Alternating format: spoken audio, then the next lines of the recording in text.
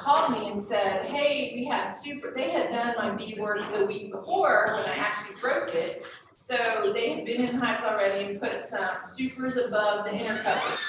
So when they went to put the candy boards on, they took all those supers that had been above the inner cover, there were 3 of them, and put them in a wheelbarrow and left them in front of my garage.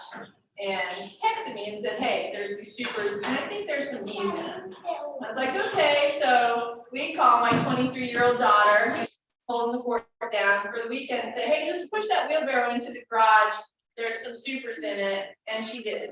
So when we come home on Sunday afternoon, I go out there, and sure enough, there's 3 supers, and you can see this little cluster of bees. Oh my God. So next day, that's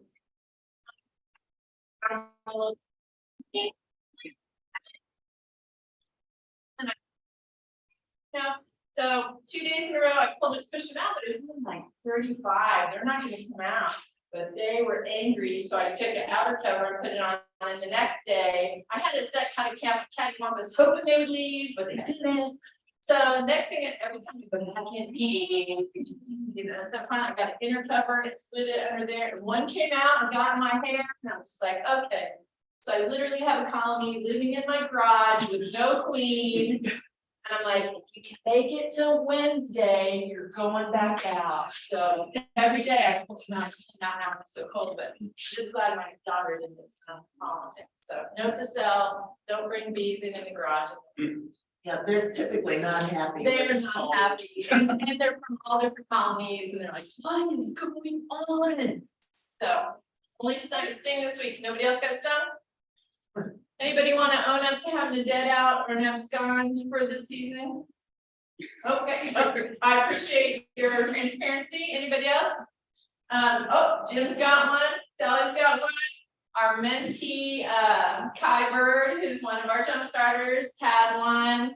And she travels a lot, and I'm really hopeful that she'll come and give a sort of a little wrap up of her year. I did go over and help her go through it, and I said, to all people at all levels. I'm sure we can come up with lots of reasons that it could be. I said, but the good news is that we're going to start for next year because they have all this beautiful comb. And he said, I honestly thought you'd keep themselves. And I was like, sorry for that, because it's not true. Maybe back before what, 91 or whatever, 86, maybe before 86, Varroa showed up. Miles, did you get your colonies all situated? I think so. Okay, good. Good to hear. All right. Let's see. Do I have a calendar pick? Thanks to everyone who voted, and Jeanette and I are both on the board for Beekeepers of Indiana.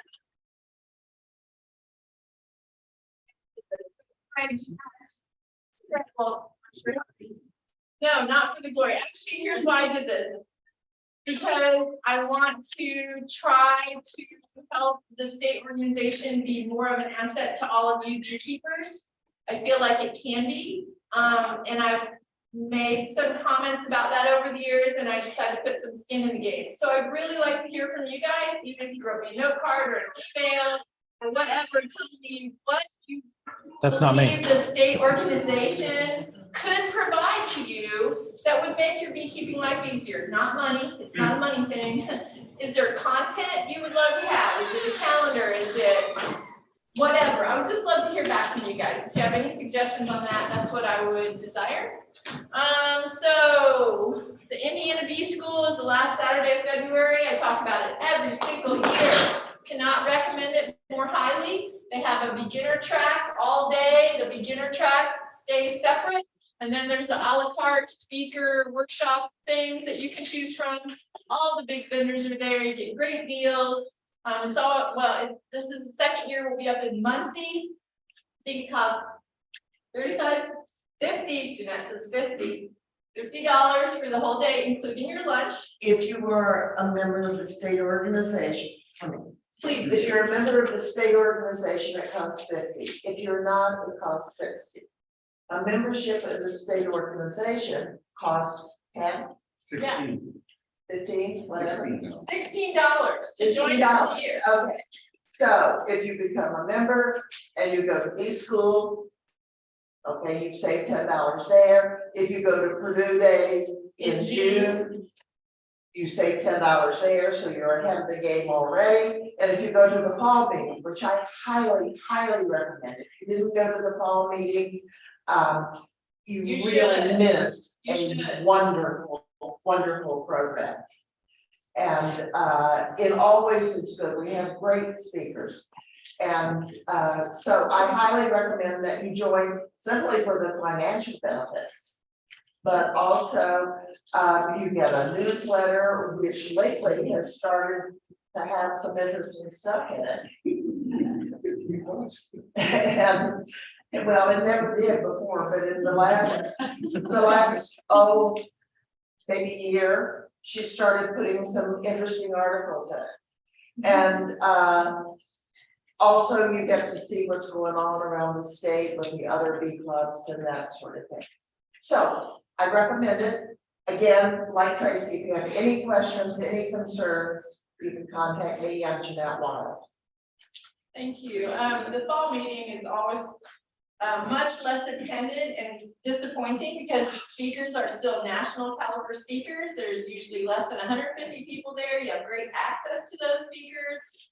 Totally worth going to. And next October, the fall meeting is down at Clifty Falls State Park. So beautiful location. And I don't know who the speakers are yet, but please sign up for B School. Totally worth your day. Do I have anything else I need to announce? Nope. Oh, next month is always our holiday pitch-in. We always have good door prizes. You guys are getting some raffle money all during the year, so buy good door prizes for December to give out. And we eat all kinds of awesome things, and we will have some kind of bee entertainment. I have no idea what that will be, but it'll be fun. We also have a great time and eat too much food, so it's always a pitch-in. And we'll have those directions on our Facebook page. Anything else anybody needs to talk about or ask about before we get started?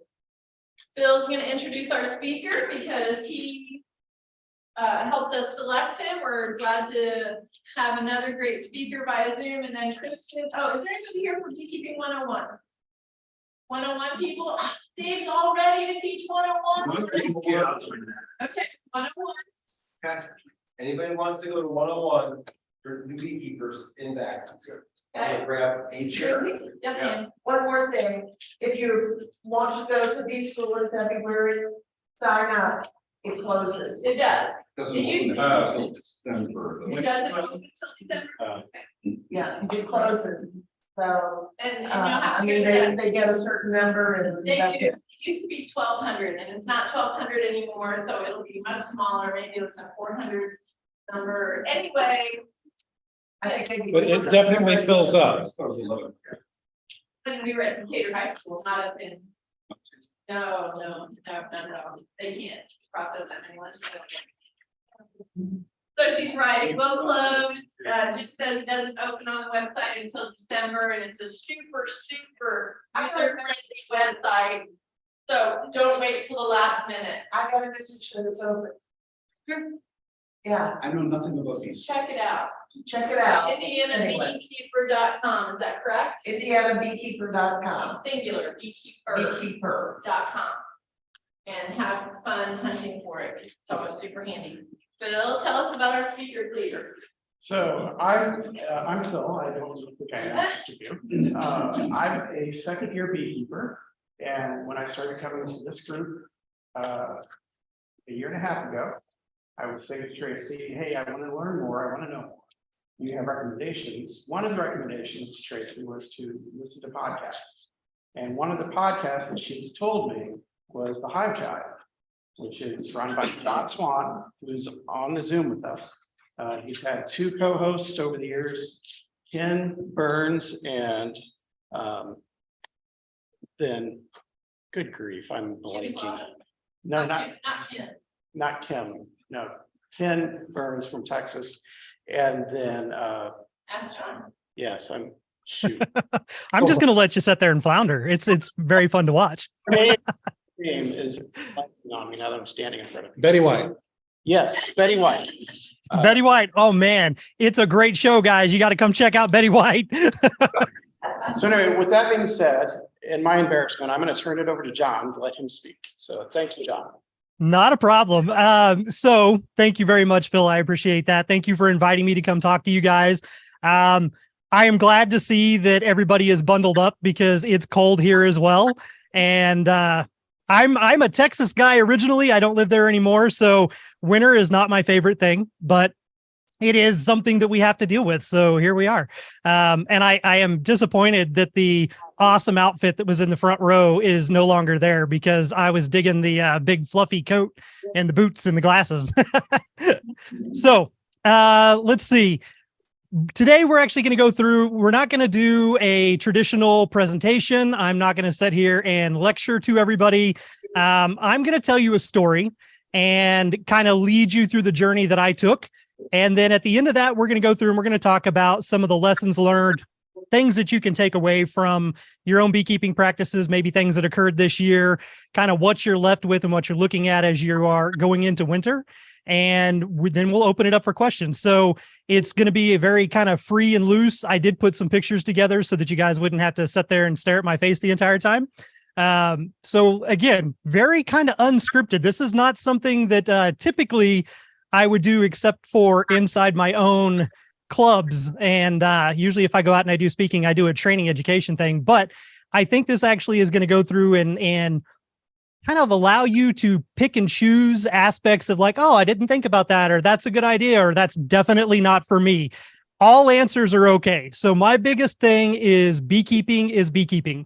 It does not matter how many hives you have. It doesn't matter what style of hives you have. The whole point is that you're keeping the bees and you're being responsible and you're learning and growing right along with your colonies. So whatever fits with you is the most important thing.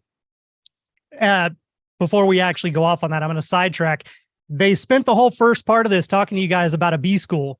And if you have not ever been to one, you absolutely should go to a bee school. Number one, they're awesome, especially if you've never been. You get to network with people from all across your state. And if you go to the regional ones, you got an even bigger crowd of people there and a lot of different experiences. But never underestimate what you might be able to learn. You could sit in a one-on-one class and you may have been keeping bees for 5+ years, and they may have some little nugget of information in there that you'd never thought of, or something that could actually make your beekeeping easier. So don't discredit that. If you ever have the opportunity, definitely go do it. It doesn't matter if it's the local county one, if it's a big state one, if it's a regional one, whatever opportunity you have, definitely take that opportunity. I highly recommend that and second everything that they have said. So I'm going to go ahead. I'm going to start sharing my screen just for a minute. I'm going to also flip back and forth. So you'll have the full picture of me, but then you'll also have whatever's going on in the background here. So the first thing is this right here basically sums up my entire life. It is a slippery slope. So much like a lot of people, when I first got into beekeeping, I just wanted one colony. I didn't want to be what I am today, nor did I ever have the idea of being where I am today. It wasn't even on my radar whatsoever. I wanted to have one single colony. In these photos here, you can see there's clearly not one colony there. There's actually, we've got 2 Langstroth colonies, 1 top bar nuke and 1 Langstroth nuke. And these are in my backyard. And at the time, that was in Austin, Texas. And again, I wanted one colony. So I'm sure people out there can kind of adhere to that, but anybody in this room probably has been told the same thing that I was told when I started. You cannot have one colony. You must have 2. This is where they start getting you hooked right off the bat. Your own local club tells you you can't just do one. What happens if something happens to it? Then you don't have any at all. You got to have 2. And if you have 2, well, then if something happens to one, you can go over and you can, share resources, or you can make a split, and then you'll still have 2. So that was my original goal, was 1. Very first meeting I ever went to, they told me I had to have 2. So I immediately called the distributor back, asked if they had another one available, ordered my second colony. But that is not how things worked out. So there's a little thing that I like to call bee math. And if you've never heard of bee math, maybe you've heard of chicken math. Has anybody heard of chicken math? Raise your hands out there if you have. I got a couple. Okay, that's pretty good. So it's the same concept. It's the idea of 1 + 1 = 5 or 10. There is no logic to it whatsoever. They multiply like gremlins. So I started off, I wanted to have that single colony. So goal for year 1 was 1 colony. But at the end of year 1, nope, sorry, only 2 months later, because again, the club convinced me I needed 2. So I ended 2 months into it with 2 colonies. And then by the end of that year, I had 13 colonies. 13 colonies was never part of the plan. Also, you saw that little space that I had in the backyard that I had created for my bees. That's not big enough to hold 13 colonies. Already at the end of the first year, I had been presented with a bunch of challenges that I was going to have to overcome that I had no idea what to do with. So if we move on and we keep looking at how this plays out, years 2, 25 colonies, year 3, 50 colonies, year 4, I had surpassed 200 colonies. By the time it got to year 5, there's no point in counting. You literally might as well just stop. My entire life had literally snowballed out of control. I wasn't exactly sure what I was going to do. I wasn't sure how I even got into this situation. But a little bit of a backstory, because it wasn't an entire, like, things kind of fell into place. Luckily, I was a little bit prepared for it, so that did help out a little bit. But the way that it started off was many years ago, I was reading a book. There was a chapter in there that had a very poignant scene with bees in a colony, and they came out, they formed this living entity that was trying to console the main character of this book. And I thought that was a very amazing analogy about how a single bee is the same thing as a cell inside of our body. And every bee in that colony is the organism itself. And it was a very beautiful representation.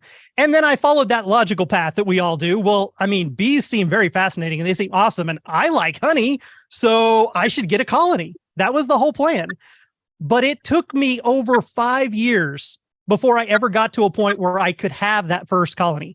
So during that 5 years, I checked out every single book in the local library, the county library. I started buying things online to the point where I was reading things I'd already read many, many, many times over. I couldn't find anything that had new information in it or anything that sparked my interest. So then I started going out and trying to find people that had colonies that I could help out with. And so fast forward 5-6 years down the road, I moved to Austin, Texas. I'm on Craigslist shopping for God only knows what. And I saw nucleus come up on there. Nukes, spring nukes. And I was like, oh my God, those are bees. Nukes are bees. Like, I can do this. It's finally the right place. Prior, either I was in an apartment and I couldn't have them. It was the wrong time of year. I didn't have enough money. Like every year there was an excuse. But that year I sat there and I was like, I can actually do this. I have a huge backyard. I can partition off a space. I can get me a colony. We're good to go. I went into that very first beekeeper meeting that next month, found my local county club, went into that meeting. That meeting was a live kind of demonstration workshop Q&A meeting. And because I had all this other experience, I was able to actually ask more informed questions, answer some of the questions that some of the other people had. And at the end of the meeting, this gentleman comes up to me. I refer to him affectionately as an SOB, no offense, but he comes up to me at the end of the meeting and he goes, man, you are really knowledgeable about bees. How long have you been keeping bees? And I was like, my bees don't get here till May. Like, I had never had my own colony of bees up to that point. It wasn't a thing. I had messed with other people's. I had done a lot of reading and a lot of research, but having my own colony was not a thing at that point. This gentleman in his mid-70s did bee removals. And this is where everything completely fell off the rails. He gives me this proposition. I'm getting up there in age. I can't do a lot of this stuff. It's a lot of hard work. Somebody like you who's young and fit could come along and possibly help me out. And I can't pay you much, but I can pay you in honey or in bees. Now, both of those to a beginner beekeeper is a very tantalizing offer. And so, of course, I jumped on it. I was like, sure, let's do it. Let's do this. So I took him up on the offer. That next weekend, we went out, we did our very first bee removal. And then the following week, he calls me and he says, I have another job that just came in. Here's the address. You totally got this. My wife and I are headed out of town for the weekend, but don't worry, you got this. And he never did another one from that day forward. And that's why I affectionately call him an SOB, because this was not my plan. I just wanted to learn and get experience. And instead, I got this entire other business kind of offloaded on me. It became an after hours hobby, do it on the weekends. Then I was getting so much work in that I had to start doing it after work. And at one point, about a year and a half into it, I was so busy that it was rivaling my full-time job.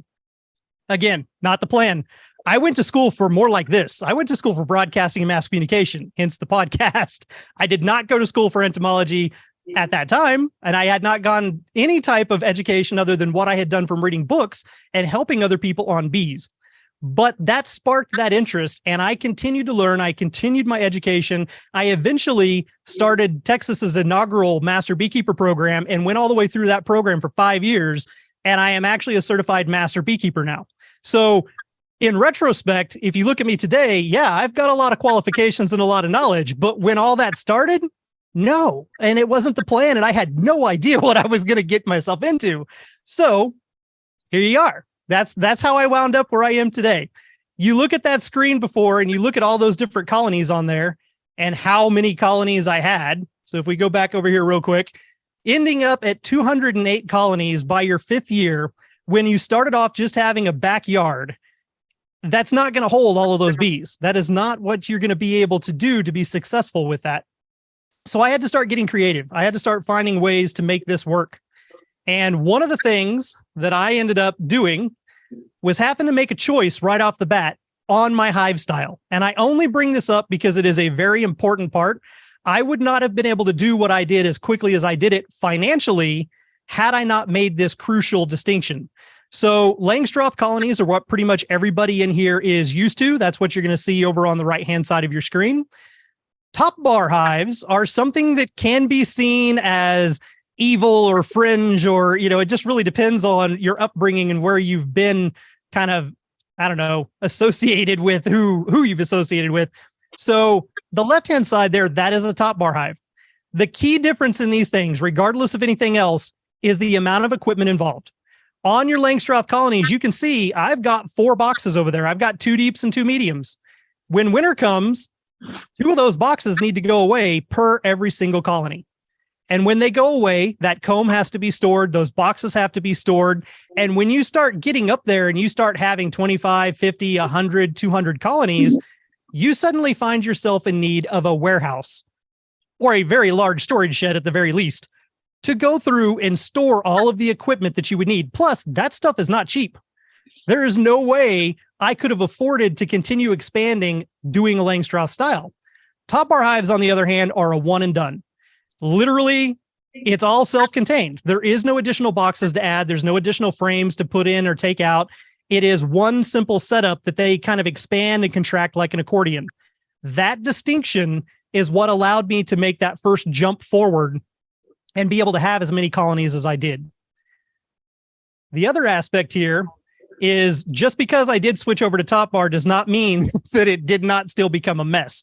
So there's a lot of stuff going on this this kind of collage of images here. But over on that upper right-hand corner, I'm assuming it's the right-hand corner because I don't know if it's transposed where you guys are at. But you see a pile of boxes and a pile of sticks, bars, quote unquote. And what that is, those are actually, they're the same concept as the nuke box, but they're in the top bar shape.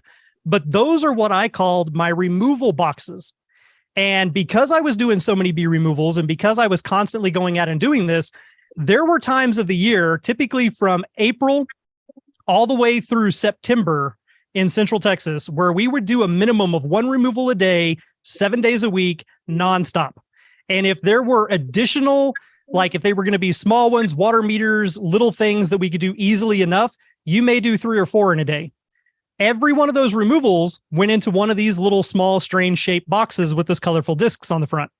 Now, pay attention to those colorful discs because I do have a story about that as a cautionary tale down the road here.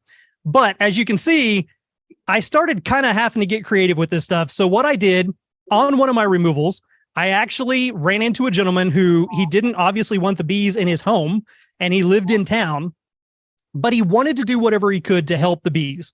And it just so happened he had 300 acres of land in Central Texas that was completely unoccupied. There was no homes out there. There was nobody to bother.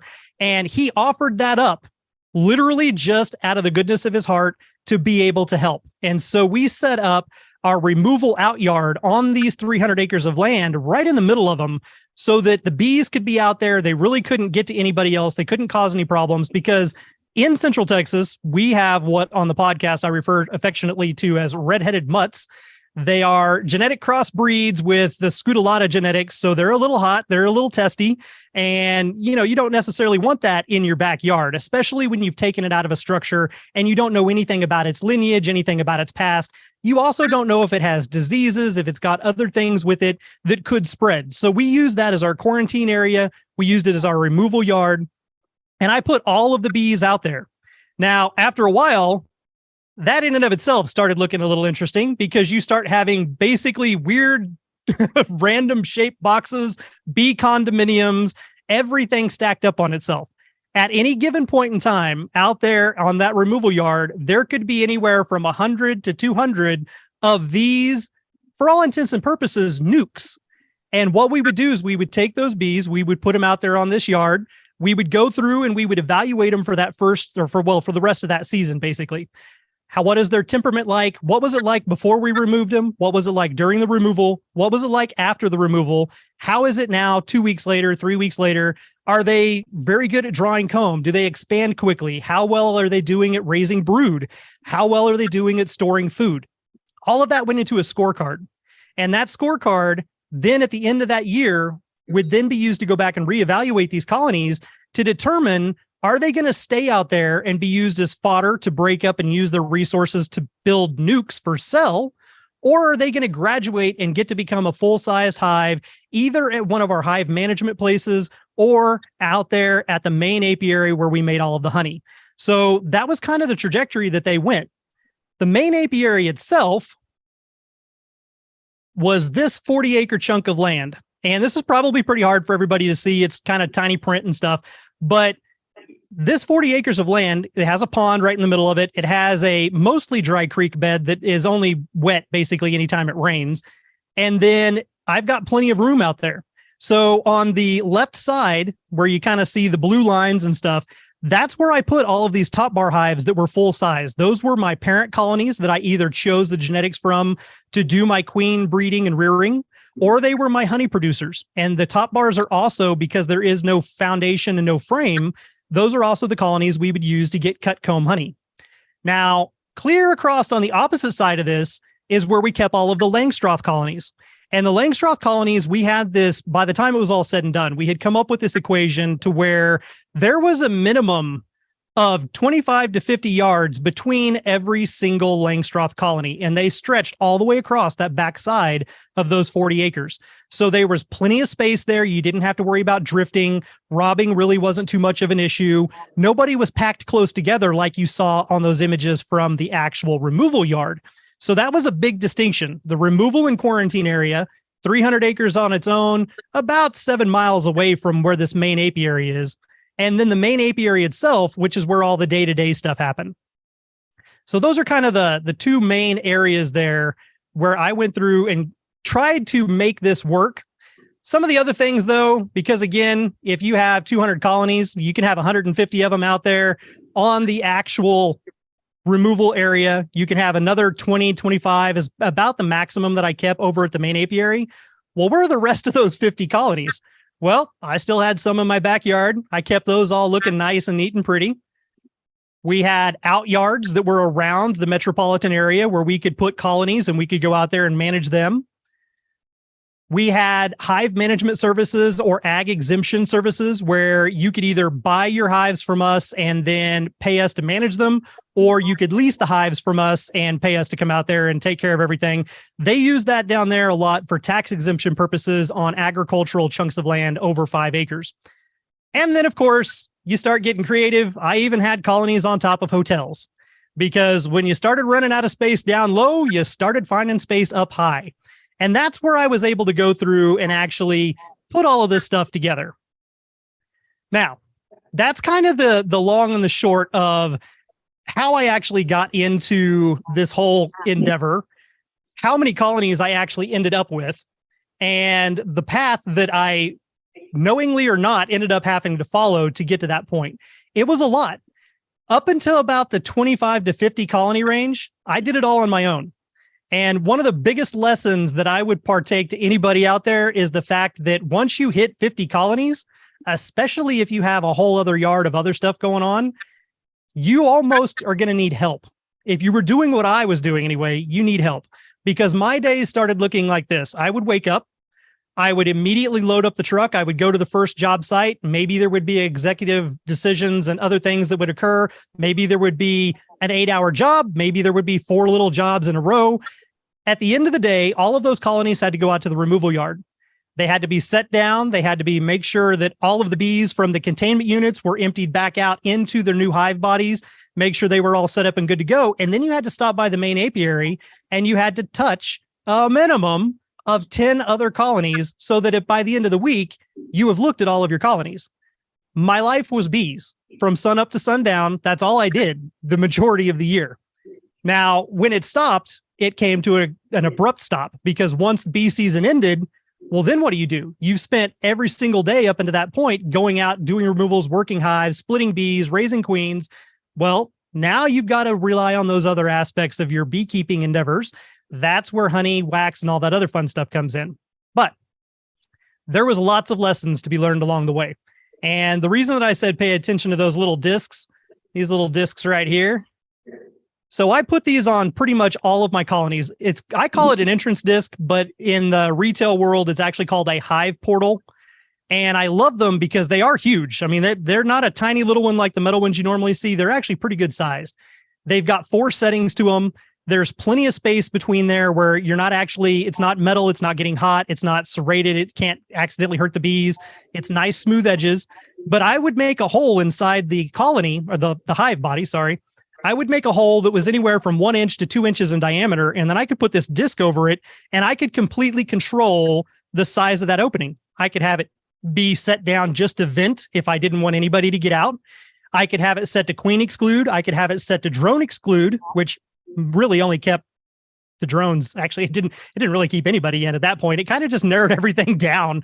So I could use these different types of settings to be able to directly control my entrance. The problem with this, though, and one of these little lessons that we all have these issues, we all have these moments. It's one of those things where in the podcast, that was part of the whole point of the podcast, was to let people know as you're going through this and you're listening to it and you're like, oh my God, I have totally done that. And now I don't feel so bad. I don't feel alone because I've made that mistake or I've done this. Or on the flip side, maybe you hear it in time and then you're like, oh, that's great news. I know now not to do that because that sounds horrific.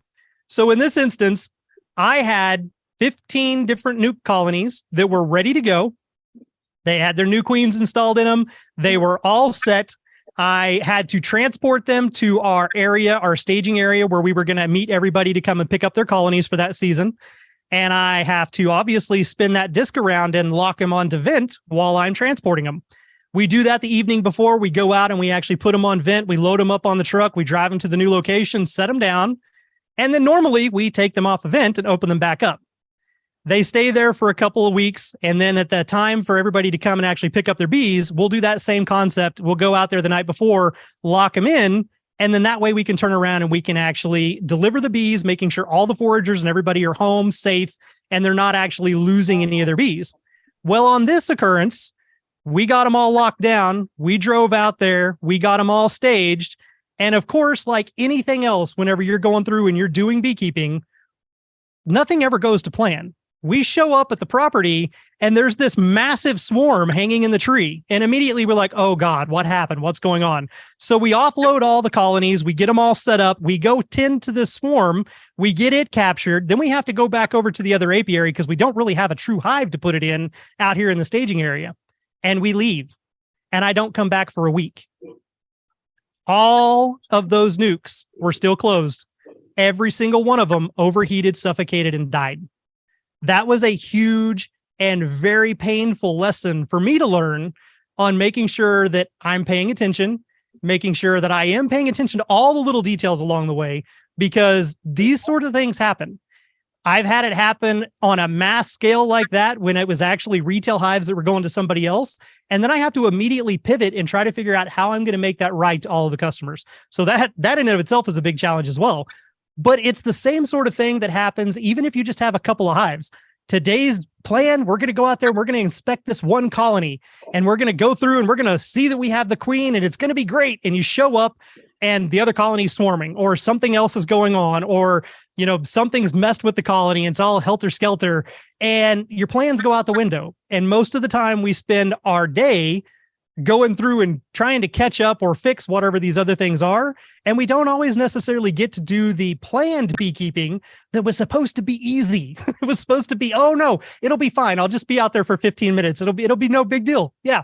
2 hours later, still haven't touched that colony. That's how life goes sometimes. And that's totally okay. But you wind up on this path, you end up with all these colonies, you've got all this stuff going on, you've got a lot of honey, potentially, or a lot of wax. If you're doing a top bar hive, every time you do an extraction, you actually cut the entire comb off. So all of that wax gets melted down and reused. So when you're going through and you're looking at a scenario like that, and you're trying to figure out, well, what am I going to do?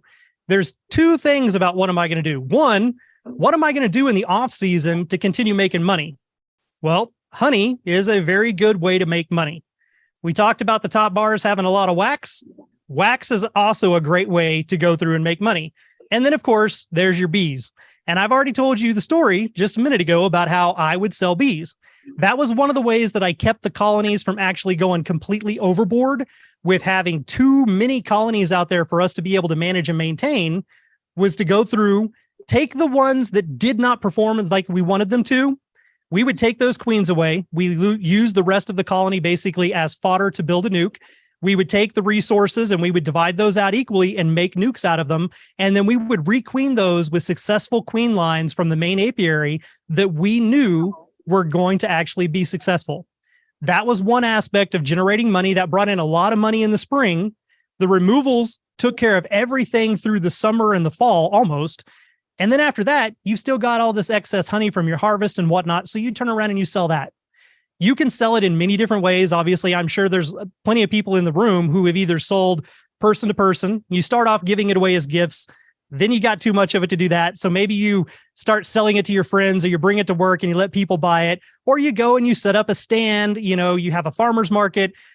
All of those things are perfectly fine. That's perfectly viable. On the beeswax, you can bake all kinds of cool things with beeswax. But for me, I ain't got time for that. I did not have the time to sit down and I love to be creative, but I don't have the time to make the candles and make these cool little lanterns and all this other stuff that you can do. So what I would do is I would sell my wax in bulk. I kept some of it aside so that if people wanted to buy it for their own purposes, they could do so. And we would sell them in 1 ounce blocks or 2 ounce blocks, or you could buy it by the pound. If you wanted it double and triple refined, basically meaning we've melted it and strained it 2 or 3 times, you would pay a little bit more for that. But you could turn around and take that wax, and I had actual retail establishments that would buy it in bulk because they would resell it to their clientele who were buying it to make their own lip balms and salves and lotions. I didn't need to do that, but I still got income from that.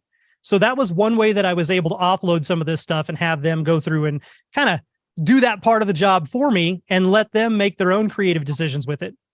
The other aspect of it was something that honestly never crossed my mind initially. Barbers. I'm not good at growing a beard. It's no shave November and it's all right here. This over here is very sparse. It's very sad, but barbers actually will buy the wax because they use it to make beard balms, and they can go through and they can use it to condition and treat beards and mustaches and things like that. So that was actually something somebody came to me and asked about, and I was kind of dumbfounded because I didn't ever think of that. I was like, it makes sense. People buy that stuff all the time, but I didn't think about using my wax for that or even promoting it for that type of use. So that was another aspect. Then you've got your last one, the big one, the honey itself. And on the honey, we'll go back through here real quick and we'll show you the obvious things. So honey. You go through, you can set up little stands. This is one of the first ones that I did. The interesting thing with this was I was trying to make it aesthetic. I wanted people to come through and actually be curious and want them to ask questions. The little hive box over on the side is actually a native beehive box. It's not really a hive box for bees, for honeybees anyway. You've got the hexagons in there. I had a little bar of soap. I had a little thing of the wax. I had some honeycomb. I had a wasp nest so that I could tell them the difference between wasps and bees and how to know that in their environment. I had a candle up there and I had a couple of jars of honey up there. Now I had all of the products underneath the table and I could sell you the wax, the candles, or the honey, but I didn't need to necessarily have that all displayed because I also wanted it to be interactive and educational. One of the other things that I did was I would bring in an actual, my brain went blank for a second. I would bring in an actual observation hive and I would set that up in there. So then I could talk to people and educate them about the bees while still going through and selling the honey. Now, where I was at, I was fortunate enough to be able to have one type, technically two, if the year was perfect, types of varietal honey. Most of the honey that we produced down there was wildflower honey, meaning that it's just sourced from everything. But your varietal honey is anything that contains 40 to 60% or more of one floral source. And that can be sold for a premium. So unlike a lot of the northern states, we really didn't have a lot of clover, but we have this tree called mesquite. If anybody likes barbecue, you should be familiar with the after effect of it. But the mesquite tree itself, it blooms in the times of year when other things aren't blooming. It's got to be hot and dry for a long period, and that mesquite tree will kick into bloom and produce tons of nectar.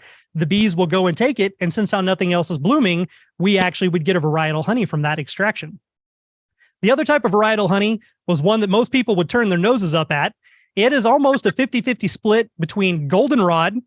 I'll pause. Everybody can say, ooh, if you've ever thought about goldenrod, and false willow. Goldenrod honey is actually my favorite honey. It's weird because you got to get past the smell. If you've ever been in your apiary and you suddenly catch a whiff of dirty socks, those are your bees working on goldenrod. Goldenrod blooms prolifically in the fall. It has a very strange pungent smell. And as they work it down, it has that odor. And the honey has that odor. But the taste of it is completely the opposite of that nasty smell. The taste of it is like a bouquet of flowers. And when you add in that false willow, you get this very sweet, light floral honey that is amazing. So I would take those things and separate them out, and I would sell those for more. They could be $12 to $15 for a little 12-ounce jar. My regular wildflower honey, $10 for a little 12-ounce jar. Now, that jar is a little bit cuter. It's not just a standard mason jar. I went ahead and got gold lids to it, made gold labels, tried to make it a little bit fancier to make up for the ounces that you weren't getting. Even though you're paying $10 and not getting a pound, you're still feeling like you're getting a good deal from it because it's reusable. It's kind of neat. It's authentic. So that's one of the things that you can do with that honey to go through and actually help maybe boost your sales. But the education aspect of it is a big part. If you can educate the people about your local honey, educate the people about the difference between store-bought honey and the honey that you're producing, that will build you clients for life to be able to go through and buy your products. Now, some of the other things that you can do, at one point, I decided I had a little boutique store that wanted to have some of my honey, and all of their stuff was kind of like an apothecary. So I found some apothecary style bottles, corks, and I would actually wax dip and seal every one of these bottles. It was beautiful. It was amazing. It was a pain in the butt, and it was a ton of work. So I did not end up doing that very long, but it was kind of a cool little niche that I could do. And then, of course, everybody has the opportunity, if you do it right, to do chunk comb honey or even comb honey in the raw. And those are things that you can also charge a premium for. So if we roll this back and we actually just look at the simple fact of there was one year I actually had, I think there was like 10 to 15 colonies. That was all the honey producing colonies we had actually set aside that season. Out of 50 colonies that could have made honey, there was only 10 to 15 of them that were actually designated for that. Those colonies each produced over 100 to 200 pounds of honey on their own. It was a fluke. It normally does not happen like that. We're happy if we can get 50 to 70 pounds in some seasons out of a colony. That year was amazing. And out of that year, I wound up with almost 2,000 pounds of honey. That is dang near a ton of honey in 5-gallon buckets. And I didn't know what I was going to do.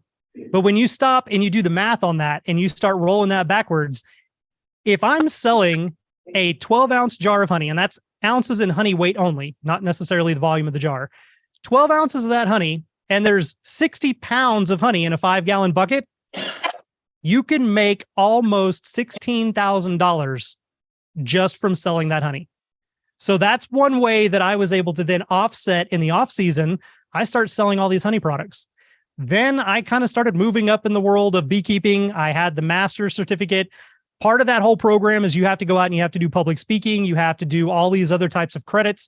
And so eventually I kind of got into this whole let's go talk to people circuit and started building up presentations and going out there and actually doing the education part of it, where at a certain point you do actually get paid for that. And so that was another way to actually supplement my income in the off season so that I could be a full-time beekeeper and have some sort of money coming in all year round. So there you go. That in a nutshell is the drastic slippery slope story of my life and how it absolutely snowballed out of control and bees completely took it over, which was not the plan at all. So, okay, I think there might be, let me look here. There may be like one or two other things on the slide, but I think they're inconsequential, honestly. Let's see. The next picture is, that's not it. A blank screen. My logo. So I named my company Wicked Bee, and that is what this logo stands for. And the whole point of it was because, again, down there in Texas, where I got all started with all of this, those bees are not nice. They are a little bit ornery, and they had an attitude. And wicked just happens to be one of my favorite words for whatever reason. So I named the company Wicked Bee, and I had Wicked Bee Apiary, Wicked Bee Removal, Wicked Bee Honey. I kind of started branching out over the years into all these different aspects of what the company did. But ultimately, when it came down to it, everything boiled down into the Hive Jive. And the Hive Jive is the podcast that Phil mentioned at the beginning of the show. It is free to anybody out there. You can find it literally on any audio streaming platform that is available. Look up the Hive Jive or Hive Jive Beekeeping Podcast, and it will come up.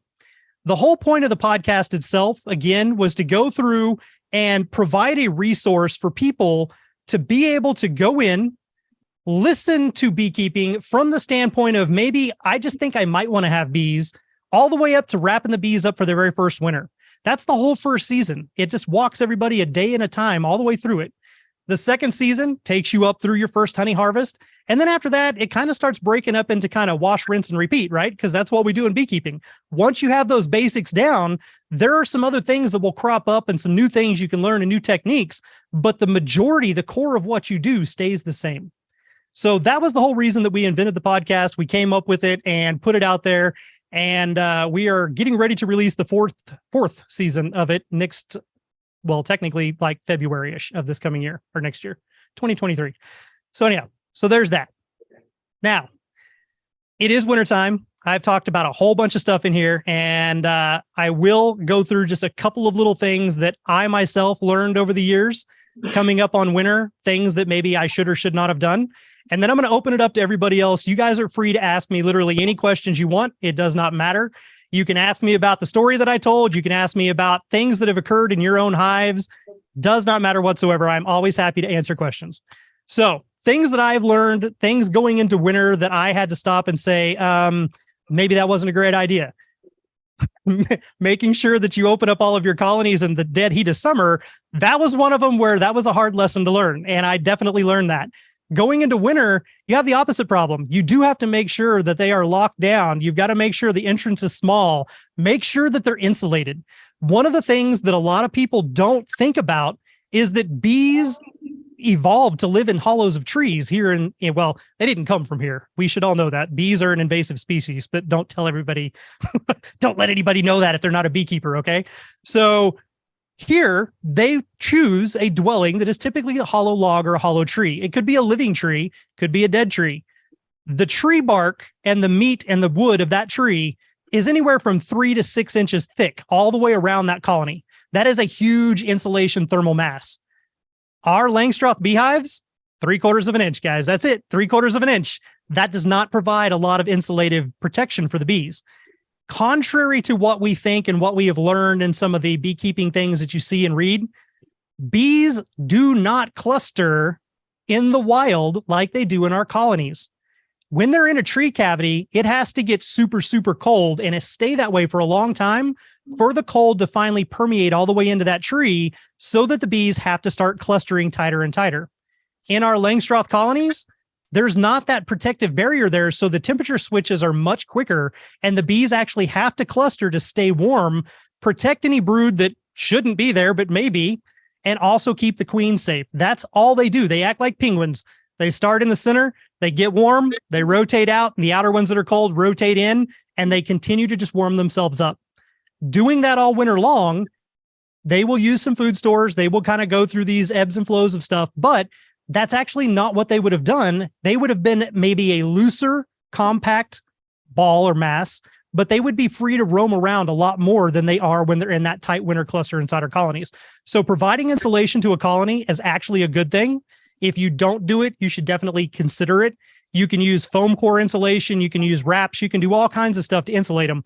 But one of the things that you need to keep in mind is if you're in an area where it snows a lot, you need to make sure they've got an upper entrance, because if you wrap them and insulate them and they only have a bottom entrance and then you get 2 foot of snow, those bees can't do anything. They can't actually leave that colony. They can't expel any waste. They can't make little short flights. Nothing can happen. They're literally locked in. So you do want to make sure they've got that upper entrance. One of the other things that I learned kind of the hard way going through stuff is it's really hard sometimes to let go of a colony. You might have a lot of smaller colonies and you're just, if I just do this extra thing, I can help them limp along. I can feed them. They're going to grow. I'll requeen them. I can do all this stuff. You spend a lot of time, a lot of effort, and a lot of energy keeping a lot of small colonies alive, but those small colonies won't necessarily survive the winter. You have to have a nice balance between food and actual mass of bees in there to generate enough heat to keep them alive. If there's not enough bees, doesn't matter how much food they have. If there's a lot of bees, but not a lot of food, doesn't matter how many bees you have, because then they're going to starve. When they run out of food, they're not going to have enough energy to continue generating that heat. They will slowly freeze out and die. That is a scenario that you don't want to wind up with. The same thing applies in the summer to your actual spring flows and your summer flows. That one huge, strong colony will outproduce 4 or 5 little bitty colonies hand over fist.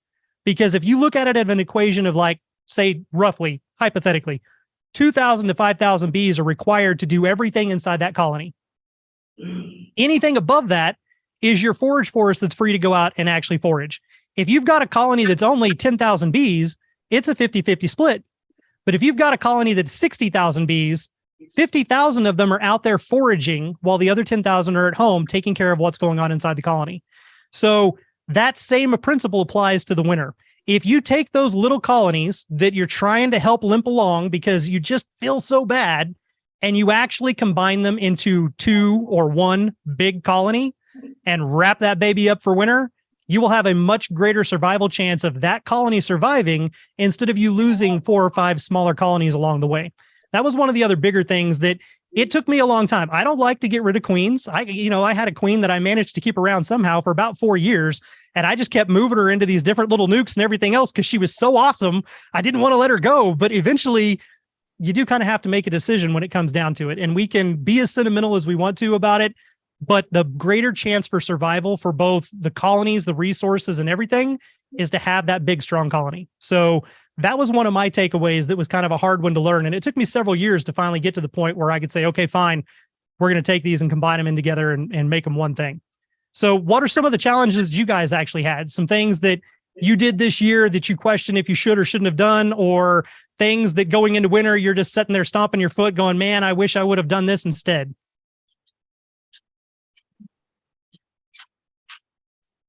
Don't be shy.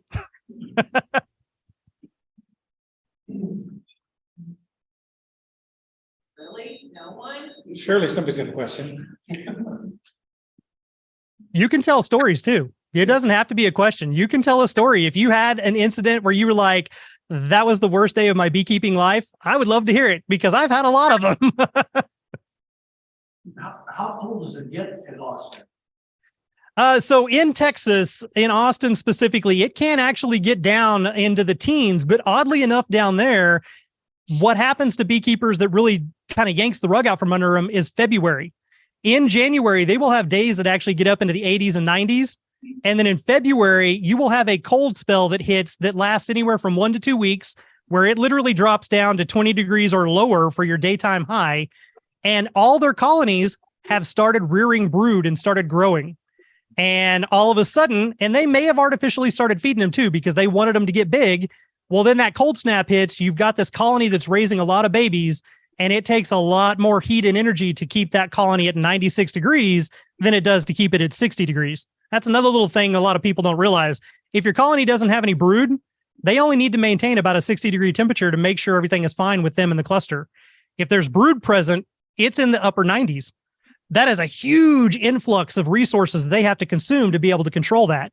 There's no food available out there for them, and you may have been feeding them, but suddenly it got cold and you decided you didn't want to go outside, and your colony starves to death in a matter of 1 to 2 weeks because it was growing so quickly. But on average, if it snows down there, which is rare, it's usually gone by noon the next day, and that day it'll probably get up to 60 degrees. So it's a much different world. Now, I'm not in Texas any longer.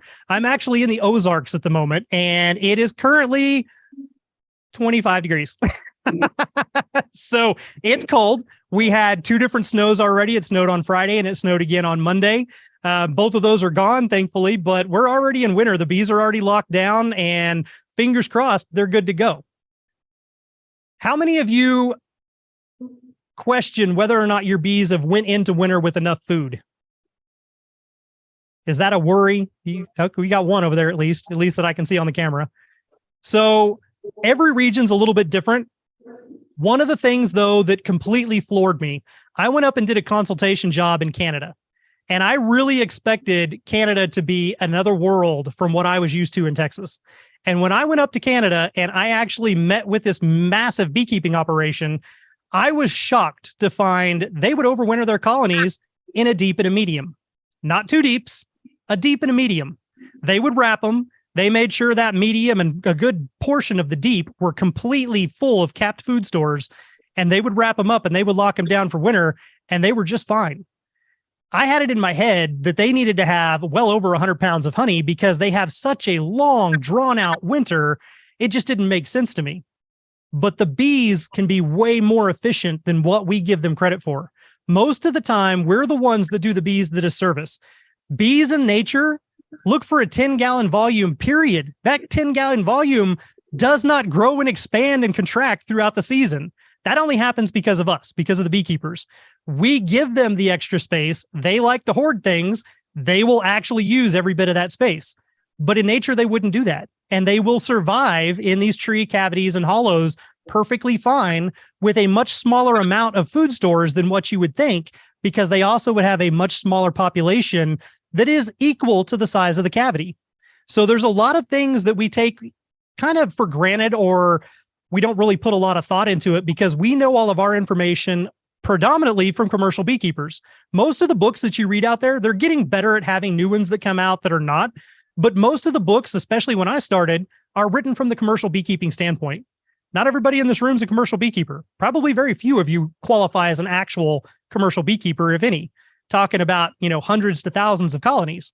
Moving those colonies across the United States, that's a whole different ballgame, and it completely throws the dynamic of beekeeping on its head. So when a backyard beekeeper or somebody who just wants 5 or less colonies follows those rules, you kind of, in some regards, set yourself up for failure. There's things that you could do a lot better, a lot easier, and a lot more beneficial to the bees if you followed what the colony itself would do. So another favorite thing of mine, again, I told you guys, if you have the opportunity, go out there and actually go to a school, take classes, never stop learning. But if you have the opportunity, read some books about the actual biology and the nature of the honeybee itself. How do they function when we are not interfering and involving in the day-to-day workings of that colony? And then when you have a problem in the future, stop and ask yourself, what would the bees do if I were not here to intervene? And if the answer to that is they probably are going to be just fine, then we ourselves are probably the one overthinking it. So I know there was some talk at the beginning of the actual meeting about putting sugar patties and things like that on the colonies. There's nothing wrong with that. But if your colony has 100 pounds of capped food stores, do they also need a 50-pound brick of sugar? No, they do not. That is extra resources that actually could lead to problems. But now if your colony only has 20 pounds of honey, do they need that extra amount of dry food for the winter? Absolutely. So everything is this, it's kind of like a dichotomy. It's constantly changing about yes and no, and every season is different. Every colony is different, and you have no true blueprint. That's probably the biggest thing that I have learned. And I think actually everybody in the room probably has that same experience. There is nothing that is the absolutely every single time it is this. Because every time something throws a wrench in the gear, something changes. Either the colony does something different, Mother Nature does something different. The weather patterns and the seasons and stuff can throw everything for a loop. So 2 years ago, we had Snowmageddon, where basically the whole United States, North America froze.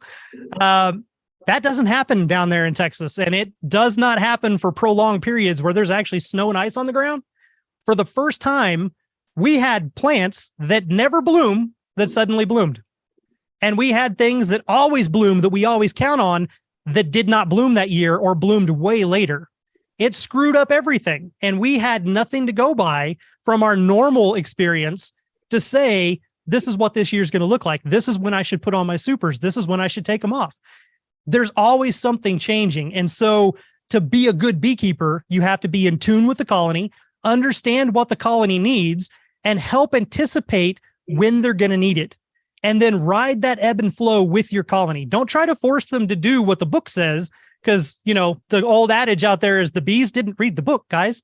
They don't know what that book says. They know what they are in tune with nature and what their intuition and instinct tells them to do. The best beekeeping we can do is to follow that instinct and help them be the best that they can be. There was a lot of bees in there, but it's a bee meeting. We're allowed. Yes, ma'am. Did you move your colonies from Texas to the Ozarks then? I only moved 2. I did not want to have to, with everything else that was going on at the time, the thought of getting a semi truck and loading up all of these colonies, and not all of them are traditional Langstroths. The majority of them were top bar hives, and they have to go a specific direction. Lots of things have to be put into that. So I actually liquidated the majority of all of my colonies, and I came up here with 2. You know what happened to those 2? One of them froze and a bear ate the other one. That was my first year of beekeeping in the Ozarks. And I was like, what the hell? This is not how things go. We don't have bears down in Central Texas. That was not even a consideration. And when the bear showed up, the hive still, for whatever reason, wasn't a consideration. It showed up at my front door first and took a trash bag out of the trash can, walked off into the forest. And I was just like, dumbfounded. The only thing I was thinking at that point in time was the very eerie realization that there's this 600-pound monster walking through the forest and you can't hear it. It didn't make a single sound. You didn't hear a leaf crunch, a twig snap. He just walked away. And I was like, man, go back inside. A little bit later, dogs go crazy, come back up to the porch. And what do I see flying around the porch light? Bees. And at that exact moment, that's when it sank in and my heart just broke. And I was like, no. I went out, shined the spotlight down off of the top balcony out to the closest hive, which was another top bar hive. And the bear had it flipped upside down. He was sitting on his butt with his feet out in front of him, staring back up at me going, well, now what do I do? I thought we chased him off. A storm came in. I thought it was going to be good and I could go right everything that next morning. But unfortunately, he came back in the wee hours of the morning, propped the hive up on a log, ripped the end of it open, and basically just reached down inside there and pulled everything out. So that was not a fun experience. It was definitely a learning and an interesting experience and something I was not prepared for. Now I have sonic sensors all the way around my hives. And if you trip the tripwire, it really hurts your ears. Thank you. You're welcome. Yes, sir. You have any stories about your angry bees, your wicked bees? Yes. And they don't make sense, but yes. So I have seen colonies that I swear every single bee in there is a guard bee, and they come out of there like Air Force fighter jets, wave after wave after wave, until I had taken every bee out of there. And I swear every bee but the queen tried to sting me or did sting me. My fingers have swollen up to the point of sausages. I couldn't bend my fingers. I had leather gloves on that basically looked like they were fuzzy and it was moving, and that's really creepy. But probably the first instance that I ever had with them where it really scared me, honestly, was I had been called over to a property on the 4th of July weekend. And that property, we had met a couple of days before, sussed out the situation to see what was going on. They had one colony up underneath their shop. They had one colony in a semi-trailer that was full of tires. And the goal was to show up that day, remove those 2 colonies. Everything was going to be fine. I did tell them that I needed access to electricity, and they assured me somebody would be there on site that morning, that Saturday morning, to make sure that I could plug into the jack inside that shop and make sure I had power. Nobody was there. I waited for an hour. Nobody showed up. I do notice that at the adjacent property, there is a lady outside and she is watering her garden. And for whatever reason, it didn't soak into me at first how bizarre this lady looked. She had on this big brimmed hat, glasses, a scarf, long sleeve coat, gloves, pants, boots. And she was watering her garden on July 4th in Texas. I'm just irritated because I'm out here to remove these bees and there's no electricity. And I've been sitting here for an hour, so I'm wasting my day. So I yell over at her and I was like, hey, I'm sorry to bother you. I see that there's she had an electric outlet back by a camper, had a post up there. And I said, I see you have electric back here. Can I please plug into it? Because I'm trying to remove bees from under this building. And she starts screaming at me. And I mean no disrespect by this, but this is literally what she says to me. She's like, you'll do bees. I have bees. You'll get over here right now. And I'm like, oh, okay. So I go over there and then she's yelling at me. And she's like, look at me. Look at me. This is ridiculous. This is how I have to leave my house. The bees are so mean. And so that's the first time I actually took in what this lady looked like and what she was wearing and how ridiculous it was for that time of year. She points to an actual Langstroth hive. I thought she was going to tell me they were in the wall of her house or something, but she points to a legitimate Langstroth hive that's on the back of the property. And she tells me when we bought this place many years ago, those things were everywhere. But over the years, they've all just rotted and fallen down. So whoever used to own that land had colonies and they just abandoned them whenever they sold the property. And those colonies eventually went completely feral and started spreading to all the neighbors, which is why the adjacent property had 2 different colonies out there that I had to remove. So knowing that it was a legitimate Langstroth colony, I told her, okay, no problem.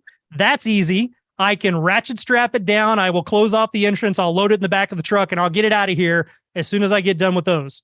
So I go back next door. I spend the rest of the day removing these bees. The one underneath the shop, if you have claustrophobia, don't ever try to crawl underneath a structure and remove bees, because even if they're not mean, that makes you stop and think about the choices you've made in your life. And it also made me completely change my pricing scale. I will charge you double if I have to crawl underneath a structure. You're 1 foot underneath the colony. Everything is falling down on you. There's ants and snakes down there with you. The ants are crawling through your suit. And the bees are still trying to sting you. It's not a fun experience. But I get these colonies done. I've had it. I've had a very long day. I probably have pheromones on me because, again, I was doing a removal and some of the bees are going to get angry. I go back over to this lady's house. I park my truck maybe 20 foot from this colony. I walk to the back of the truck. I pull out the ratchet strap in one hand and a roll of black Gorilla Tape. And I grabbed the Gorilla Tape and I went, whoosh. That's all I did. And that colony had holes rotted in it that I didn't see when I looked at it the first time. And from 15 foot away, just me unrolling that tape, they came out of there in 5 black tentacles and they piled straight into my face. Thank God I still had my suit on, but my entire suit turned black. I was covered head to toe in bees. You couldn't see me at all. And I started panicking. I started hyperventilating. I could smell so much of the actual pheromone and the sting that it was making me freak out because I just knew they were going to get in there with me. But I did know that if you get inside your vehicle, which it's very contrary to most people, and if you don't know this, it's a good lesson to learn. Go inside your vehicle, shut the doors, roll up the windows, and turn the air conditioner on high. The natural UV coating in your glass on your vehicle will mess with the bees' perception of where the sun is. They will immediately leave you and go to the glass. Then you roll your windows down a crack and you let them start going out and you roll them back up. And you do that until most of them are out. In this case, though, I jumped in the truck, rolled down all the windows, put it in drive and floored it and didn't stop until I found out that the truck had a governor. And I was just trying to blow them all out of the truck as fast as I could. I know that poor lady was probably like, I am never going to see that guy again because I hauled butt out of that place and I just left. There was no way that I could go knock on her door covered in mad bees and everybody get stung and cause a problem. That was my very first experience. Now, the weird thing, though, and there's probably a logical explanation too, I came back a week later with a new plan. I had a complete hive assembly set with me, and I was going to treat that colony as if it was a removal. I was actually going to cut every single comb out of every single frame, and I was going to put it into new frames and transfer all the bees over, vacuum up any of the foragers, and take them out of there. I showed up that day, walked right up to the colony, couple of puffs in the entrance, couple of puffs under the inner cover, took that lid off there. Not a single bee flew out of there at me. Not a one. They were the most peaceful colony I'd ever seen. There's probably two reasons for that. One, I showed up in a clean bee suit, didn't have the pheromones on me. Two, a whole mass of them got driven many, many miles down the road at a very high speed a week earlier. So I probably took a lot of the guards that were the really ferocious ones with me. But yeah, that was my first experience with mad bees. And it was very common. It was only probably about once or twice a year to run into a truly 100% Africanized colony that was just mean as all get out. We had a couple of them that you could go out there, you could smoke them, you could just barely pick up a frame and you were covered. And those were ones that's why we needed 300 acres away from everybody. We don't want those kinds of bees accidentally hurting anybody or causing a problem in the area. So it really worked out. It was very kismet and beneficial for me to have that opportunity. And it is one thing, again, if you want to expand, maybe you want 3 or 4 colonies, but you can only have one at your house, or you can't have any at your house. There are people out there that want to help.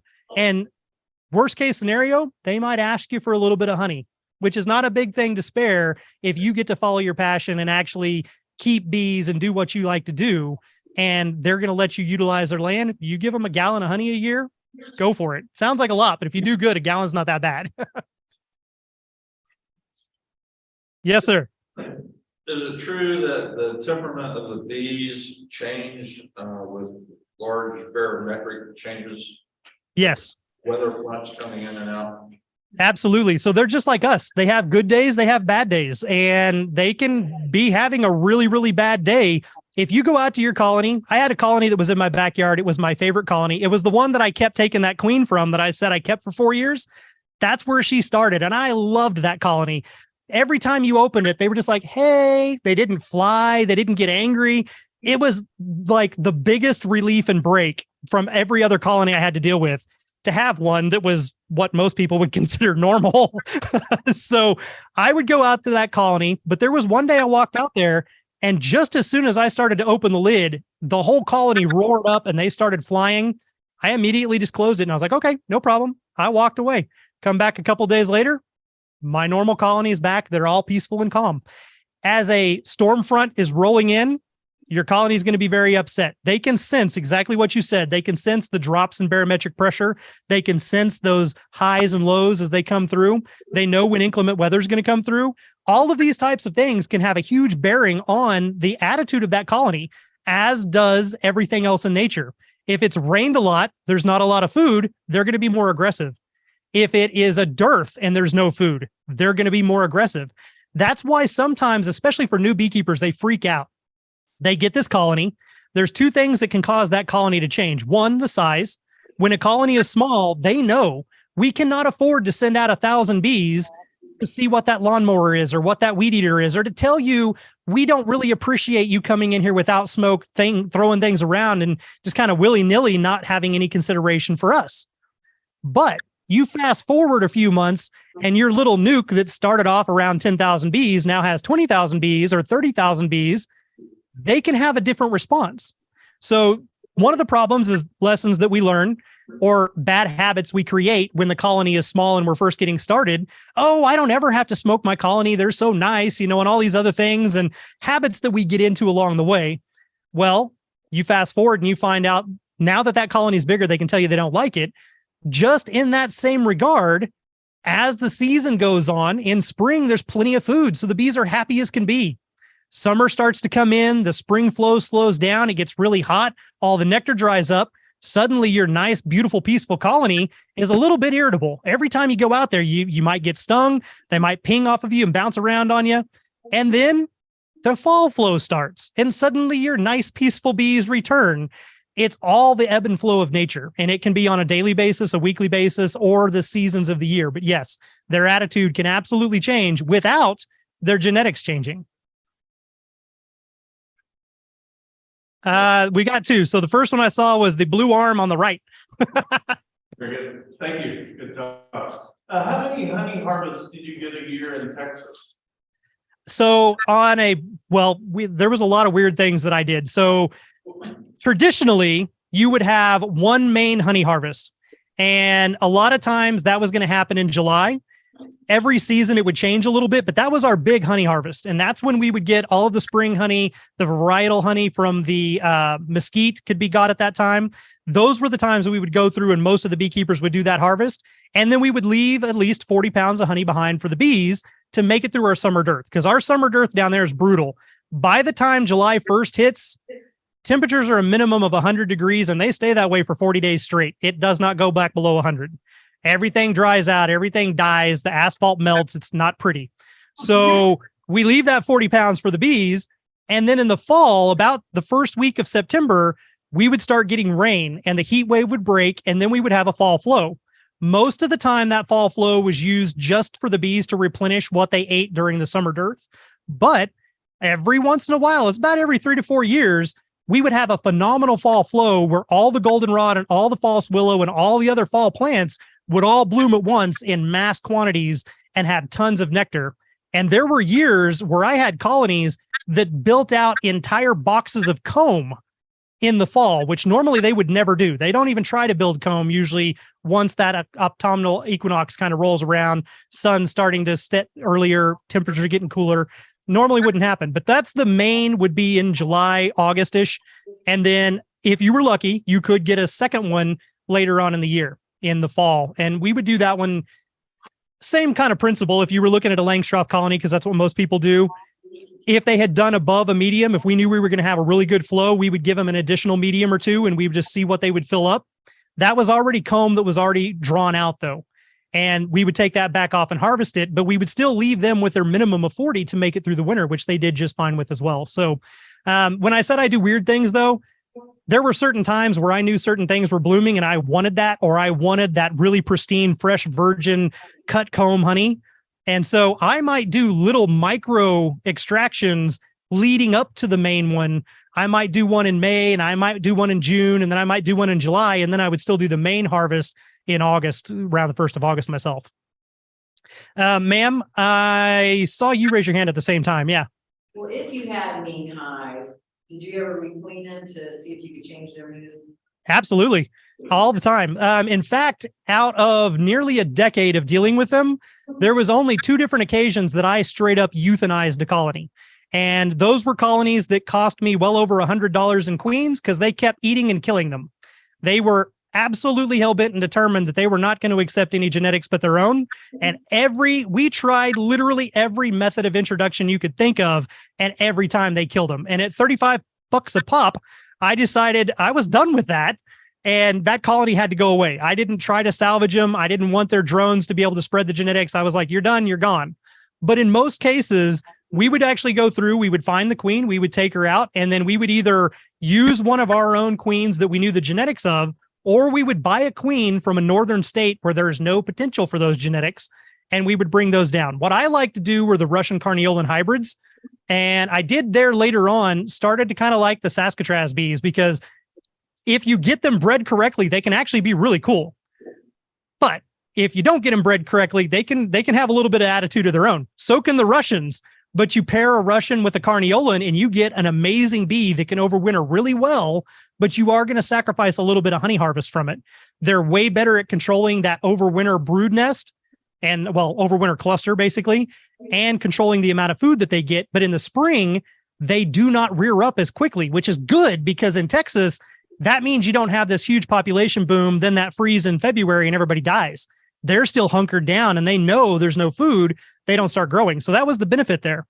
Now, requeening them, though, I have seen some really interesting things. We've gone through and done removals on colonies that were really mean, found that queen, took her out, went through, put in a new queen, and literally within days, that entire colony was way calmer than they used to be, which genetically does not make any sense because she hasn't even raised any brood that could have actually grown up and taken over that colony. Usually, though, it's about a 6-week process. You put that new queen in there. Over the course of 6 weeks, her children start actually coming up and taking over. Those other ones start graduating to foragers. Then they graduate out or they die. And slowly but surely, that entire temperament changes. But I have seen plenty of instances where just simply putting that new queen in and her being accepted completely changes that colony. It could have been that other queen also may have been sick or failing, and the colony was uber stressed out. And that was why they were acting that way, not necessarily their genetics. And then when you put that new queen in and she's young and vibrant and healthy, suddenly they're okay. They calm down. Oh, thank you, John, for taking time to talk to us. You're welcome. Sorry, we went a little bit over there.